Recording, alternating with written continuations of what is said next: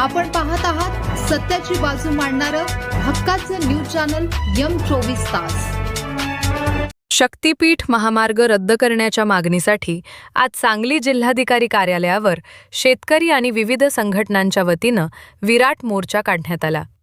या मोर्चात स्वाभिमानी शेतकरी संघटनेचे प्रमुख व माजी खासदार राजू शेट्टी यांनी उपस्थित जनसमुदायाला संबोधित करत राज्य सरकार आणि प्रशासनावर तीव्र शब्दात निशाणा जर प्रशासन किंवा पोलीस रात्री अपरात्री चोरासारखे जमिनीची मोजणी करायला आले तर दरोडेखोरांना जी ट्रीटमेंट दिली जाते तीच त्यांना दिली जाईल, असा आक्रमक इशारा शेट्टी यांनी दिला।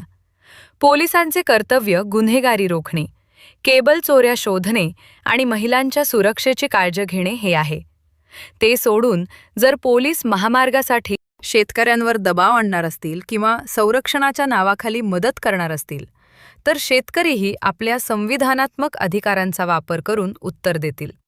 हा जिल्हा क्रांतिसिंह नाना पाटलांच्या विचारांचा आहे, हे विसरू नका, अशी आठवण करून देत राजू शेट्टी यांनी शक्तीपीठ महामार्ग पूर्णपणे रद्द होईपर्यंत हा लढा सुरूच राहील असा स्पष्ट संदेश दिला। आपल्याला निर्धार करायला पाहिजे की कसल्याही परिस्थितीमध्ये संयुक्त मोजणी होऊन द्यायचं नाही, हा निर्धार आपल्याला करायला पाहिजे।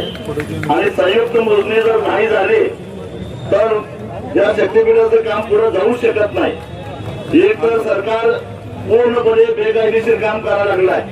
संविधानानुसार कायद्यानुसार आम्हाला जो अधिकार दिलेला आहे त्यानुसार एकदा सरकारनं नोटिफिकेशन काढल्यानंतर आम्ही त्यांच्या विविध नमुन्यामध्ये आणि त्यांनी दिलेल्या मुद्द्यामध्ये हरकती नोंदवलेल्या असताना खरं तर त्याचं हिअरिंग घेऊन त्याचा निकाल द्यायला पाहिजे होता, पण निकाल न देता आज या ठिकाणी मार्गदर्शक के पाटील साहेब आले।